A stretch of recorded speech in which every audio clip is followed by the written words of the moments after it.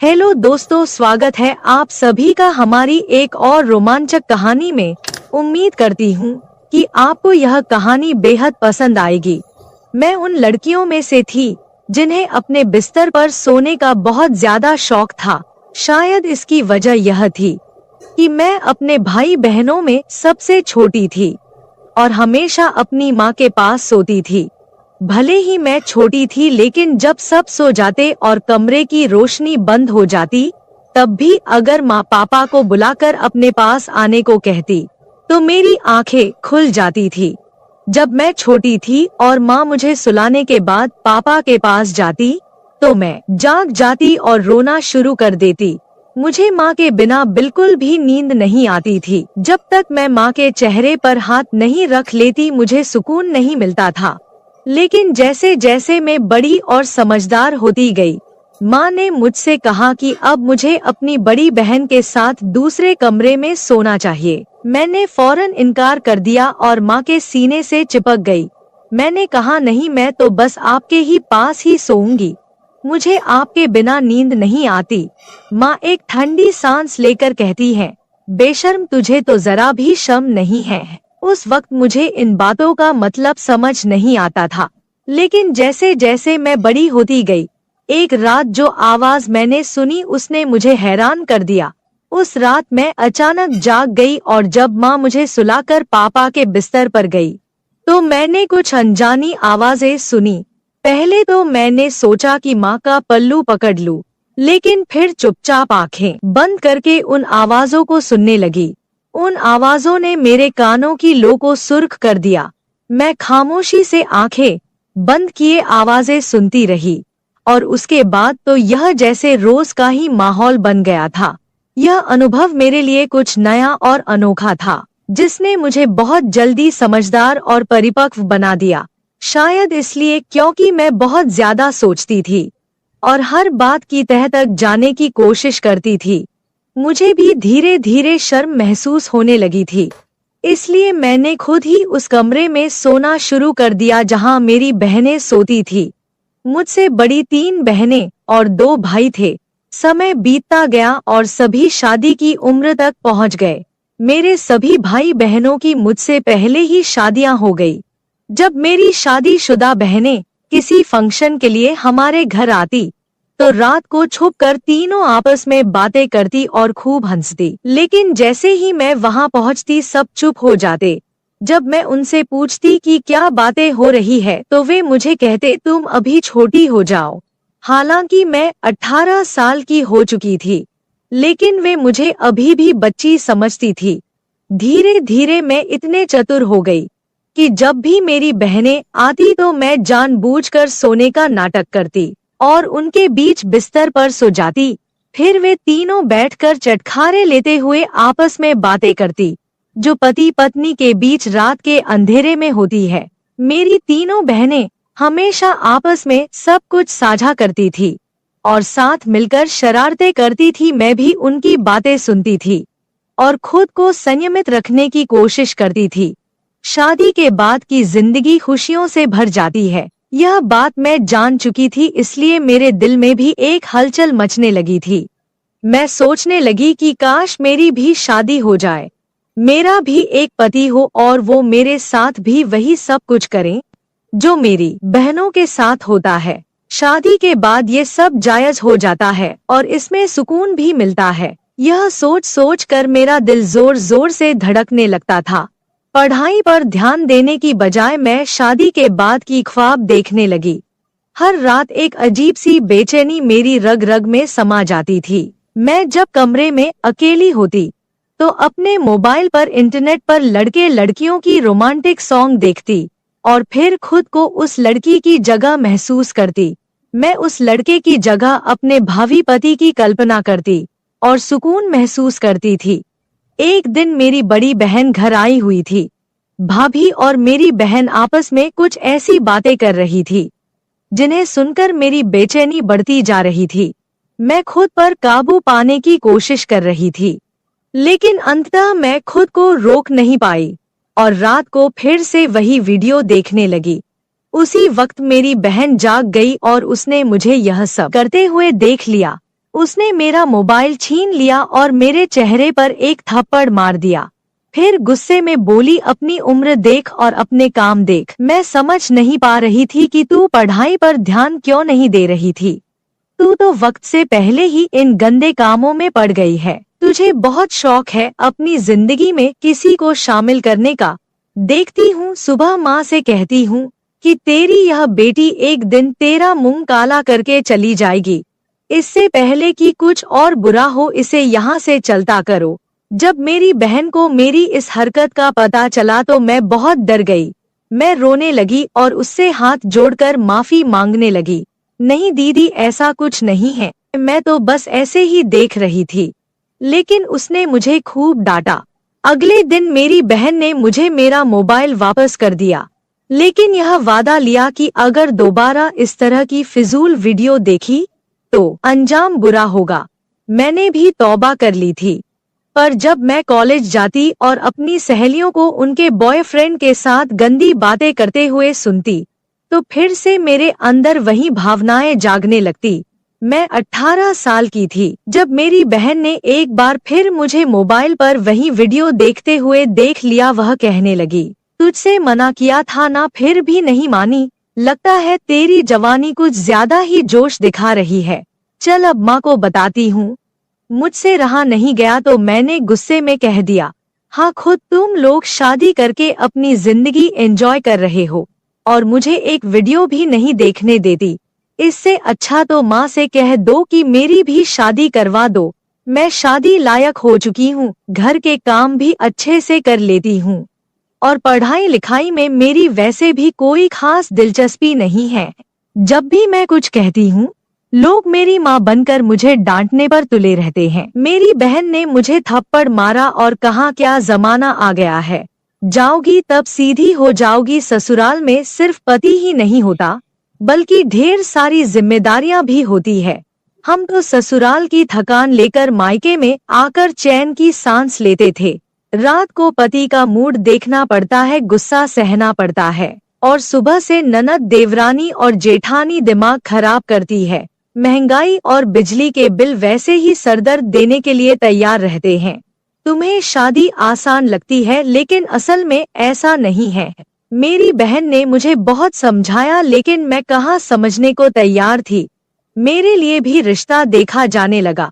सबसे पहले जो रिश्ता आया वो मेरी भाभी के खानदान का था। मेरी भाभी तो वैसे भी मुझे कुछ खास नहीं समझती थी और मुझे उस घर से निकालने के चक्कर में थी। जब लड़के की तस्वीर दिखाई गई तो वह बहुत खूबसूरत था। उसे देखकर मेरे दिल की धड़कन तेज हो गई। उसके साथ शादी के बाद का ख्याल आते ही मेरे अंदर एक अजीब सी खुशी दौड़ने लगी। हमारे घर वाले सादगी पसंद थे, इसलिए हमारी शादी भी सादगी से होने वाली थी। शादी की तैयारियां शुरू हो गई और फिर वह दिन आ गया जब मैं मेहंदी की दुल्हन बनकर बैठी थी। खानदान की सारी औरतें आकर मेहंदी की रस्म निभा रही थी। मैं भले ही गंभीरता से बैठी थी लेकिन अंदर से मेरे मन में खुशी की लहर दौड़ रही थी। अगले दिन मैं अपने पति के पास पहुंचने वाली थी और इस ख्याल से ही मेरे अंदर हलचल मच रही थी। मैंने अनगिनत सपने सजाकर रात बिताई। अगले दिन मेरे दिल में एक अजीब सी खलबली थी, लेकिन मायके को छोड़ने का दुख भी था। जब मैं तैयार होने के लिए ब्यूटी पार्लर जा रही थी तो एक बार मुड़कर अपने उस घर को देखा जिसे छोड़कर मुझे जाना था। आज मैं उस घर को हमेशा के लिए छोड़ने वाली थी। बस बात जब मैं इस घर में वापस आती तो एक मेहमान के रूप में आती। आज इस घर में मेरा आखिरी दिन था। यह सोचकर मेरी आंखों में आंसू आ गए। फिर मैं दुल्हन बनकर शादी हॉल के लिए रवाना हो गई।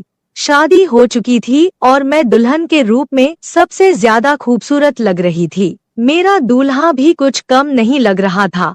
लोग हमारी जोड़ी की तुलना चांद और तारों से कर रहे थे। शादी के बाद विदाई का समय आ गया और मैं अपने ससुराल आ गई। मेरी सास बेहद खुशमिजाज और आजाद सोच रखने वाली औरत थी।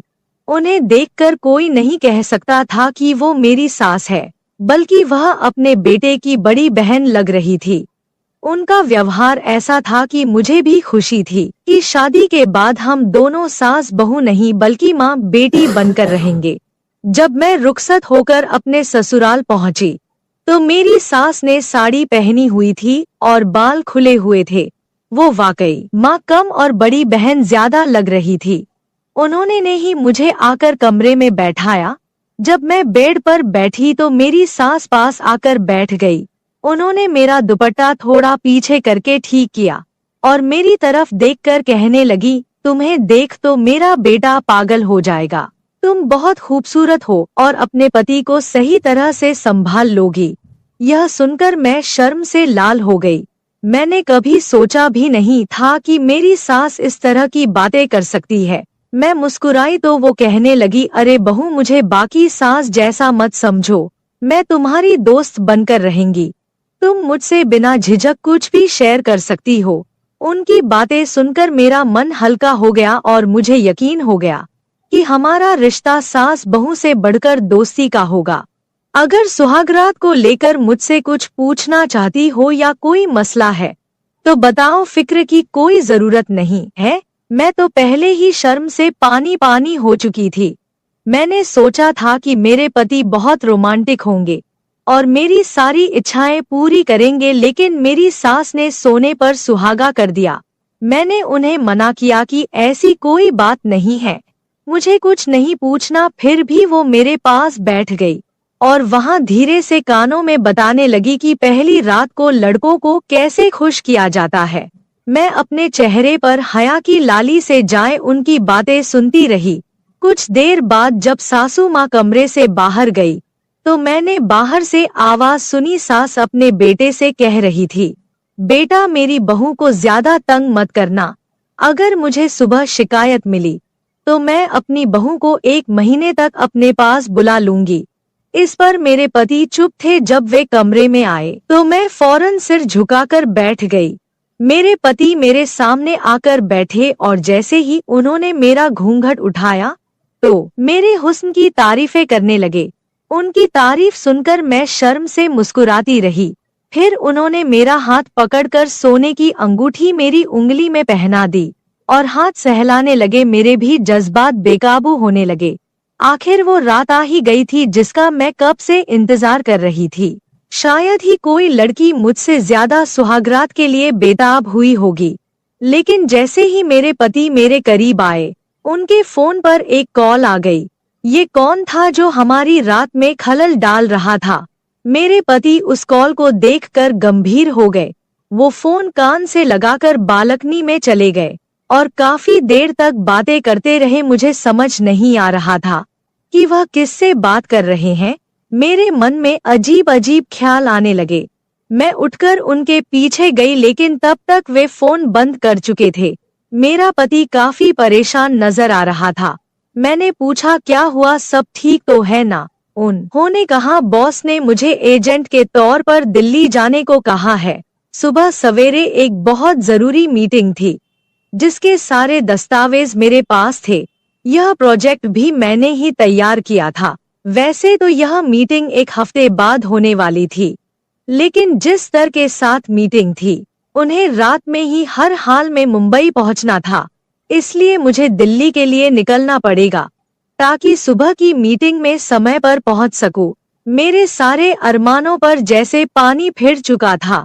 फिर सभी जाग चुके थे। सास तो पहले से ही तैयार थी और ससुर ने भी ढीला ढाला सा लिबास पहन रखा था। वैसे यह मानने वाली बात थी कि दोनों अपने जवान बेटे के माता पिता होने के बावजूद खुद भी बिल्कुल जवान लगते थे। मेरी सास जो न जाने सुबह शाम सुर्ख गुलाब खाती थी, उनके चेहरे की चमक देखकर मुझे लगता था कि मानो वो किसी रानी के समान हो। जब मेरे पति ने उन्हें बताया कि उन्हें इमरजेंसी में जाना पड़ेगा तो दोनों ही चिंतित हो गए। वे कहने लगे, मत जाओ, तुम्हारी बीवी क्या सोचेगी? आज तुम्हारी शादी की पहली रात है, खास रात है, मत जाओ। लेकिन मेरे पति ने कहा कि नौकरी चली जाएगी, उस रात का क्या है, हमने तो पूरी जिंदगी एक साथ गुजारनी है। मेरे पति जैसे तैसे समझाकर वहां से चले गए और मैं बस मुंह देखती रह गई। मैंने उनके सामान पैक करने में मदद की थी। जब वह एयरपोर्ट के लिए निकल चुके थे तो ससुर उन्हें छोड़ने गए। सास मेरे पास आकर बैठ गई और बार बार माफी मांगने लगी, लेकिन मैंने कहा कोई बात नहीं, हो जाता है। जब ससुर लौटकर आए तो दोनों अपने कमरे में चले गए और मैं कपड़े बदलकर बिस्तर पर सोने के लिए लेट गई। अंदर से मैं बहुत बेचैन थी और सोच रही थी कि अब ये 2 दिन कैसे काटूंगी। खैर, जहाँ इतने साल निकाले हैं वहाँ से 2 दिन भी निकाल दूंगी। उस रात मैं सो गई। सुबह कुछ मेहमान मेरे मुंह दिखाई के लिए आए थे। हर कोई पूछ रहा था तुम्हारा पति कहाँ है, दूल्हे के बिना तो दुल्हन अधूरी होती है। इस तरह की बातें सुनकर मैं शर्म से लाल हो रही थी। फिर मेरे मायके से मेरी बहनें और भाभियां आई। मेरी बहनें शरारत से पूछने लगी, बताओ कल रात क्या हुआ, कुछ हुआ भी या उससे पहले ही तुम्हारा पति चला गया। मैंने गहरी सांस लेकर अपने आप को संभाल लिया। मेरी बड़ी बहन मेरे पास आई और ताली बजाकर जोर से हंसी। उसने कहा, जैसे को तैसा, जितनी बेताबी तुम्हें थी, देखो तुम्हारे साथ क्या हुआ। मेरा तो बस नहीं चल रहा था, वरना अभी तुम्हारा गला दबा देती। फिलहाल 2 दिन बाद मेरे पति को वापस आना था। मुझे लगा कि ये 2 दिन पल झपकते ही गुजर जाएंगे। मैं अपनी सास के साथ काफी घुल मिल गई थी। उनके चेहरे पर इतनी चमक थी कि कई कुंवारी लड़कियां भी ऐसी चमक के लिए तरसती थी। लेकिन मेरे पति मुझसे और दूर होते जा रहे थे। अब वह कहने लगे कि 2 हफ्ते बाद आएंगे, जबकि मैं यहाँ सास ससुर की खूब सेवा कर रही थी। उस दिन जब मेरी सास ने हमारे लिए चाय बनाई और लिविंग रूम में लाई तो मैं उनके पास ही बैठ गई। मैंने उनके चेहरे की ओर देखा और कहा, अरे मम्मी जी, आप ऐसा क्या खाती है? आपको देखकर बिल्कुल भी नहीं लगता कि आप एक जवान बेटे की माँ हैं। इतनी चमक तो आजकल की कुंवारी लड़कियों में भी नहीं होती। मेरी बात सुनकर सास हंसते हुए बोली, अरे पगली, तेरे ससुर मुझसे इतनी मोहब्बत करते हैं। इस उम्र में भी पूरी रात मुझे सुकून और खुशी देते हैं। जब और औरतें इन चीजों के लिए तरसती है, मेरे पास वो सब कुछ है, फिर क्यों न मैं किसी जवान लड़की की तरह चमकती रहूं। सास की बात सुनकर मैं शर्म से लाल हो गई। उस रात मैं बेचैन होकर सोने की कोशिश करती रही, लेकिन आधी रात को बेचैनी इतनी बढ़ गई कि पसीने से भीग गई और गला सूख गया। मैंने देखा कि पानी का गिलास खाली था, इसलिए मैं किचन की ओर चल पड़ी। लेकिन तभी मुझे सास ससुर के कमरे से अजीब आवाजें सुनाई देने लगी। ये आवाजें सुनकर मैं खुद को रोक नहीं पाई और उनके कमरे की तरफ बढ़ गई। बिना सोचे समझे दरवाजे के पास कान लगाकर बातें सुनने लगी। जो आवाजें मैंने सुनी उसने मुझे शर्म से पानी पानी कर दिया। ये लोग बुजुर्ग हो चुके थे, लेकिन इस उम्र में भी ये सब कर रहे थे। मेरी सास उनसे कह रही थी, मेरी उम्र का लिहाज कर लो, घर में जवान बहू है। लेकिन जो जवाब मेरे ससुर ने दिया उसे सुनकर मेरे पैरों तले जमीन ही खिसक गई। मैं बिना पानी पिए ही वापस कमरे में जा चुकी थी। काफी देर तक सोचती रही कि क्या जो मैंने सुना वो सच था या मेरी गलतफहमी थी। मेरा ससुर अपनी बीवी से कह रहा था, अरे तो क्या हो गया, वो कौन सी दूध पीती बच्ची है, वो भी तो हमारे बेटे के साथ यह सब करने के लिए ही आई है।